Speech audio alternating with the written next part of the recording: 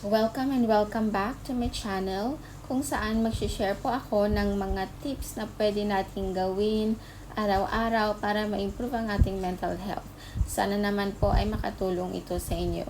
So, ang unang tip po natin, ang unang mental health tip po natin ay ang paggawa ng gratitude journal. So, ano po ito? Lilista po tayo ng 5, no? At least 5 mga bagay, mga events, mga situations sa araw-araw natin. Like in the last 24 hours, what are we thankful for? So, as much as possible, kung pwede, no, we can be very specific about our gratitude list. And it's best that we can start with the phrase, I am thankful for, ayan, or I'm grateful for, or nagpapasalamat po ako sa, ayun, mga 5 ganon. So, specific po tayo, ibig sabihin, hindi po siya yung parang, oy, salamat sa pamilya ko, salamat at may pagkain ako.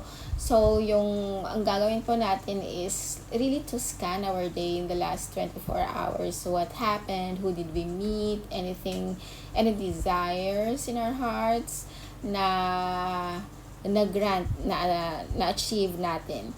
So, best din po na ito magawa natin upon waking up or before going to bed. Kasi ito yung mga moments na nasa subconscious state tayo. And it's nice na we start our day with gratitude and also end our day with gratitude. So, basically, pwede po natin gawin yan sa pagising natin or before matulog. Personally, ginagawa ko po siya the moment I wake up. Kasi fresh na fresh. Kasama ko yung, I'm next to my cup of coffee. So, below here is an example, no? I'm grateful for the delicious cheese sandwich I had this morning. So, yun po siya. So, mga kababayan, ito po yung first tip natin na pwede natin gawin araw-araw. Free po ito. Better po na magawa natin siguro, no? Minimum 30 days tayo consistently. Kung may makalimutan po tayong araw, okay lang po yun. Pero yung accumulation ng days natin, at least 30 days. And best din po pala na gumamit tayo ng pen and paper. Yung traditional talaga na papel. May mga applications naman ngayon, pwede din natin gamitin yon.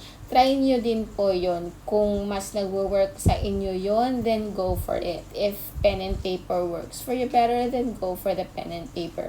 As for myself, I have tried both. Mas comfortable po ako sa pen and paper. So, this is what I would recommend. Kasi iba po tayo na-flip nyo po yung pages. So, ayan mga kababayan, sana po ay may natutunan kayo. And hopefully, and if you want more of this, you can subscribe to this channel. Okay, mag-share po ako probably weekly or let's see. Pero subaybayan niyo po yung next. So, have a wonderful day, everybody.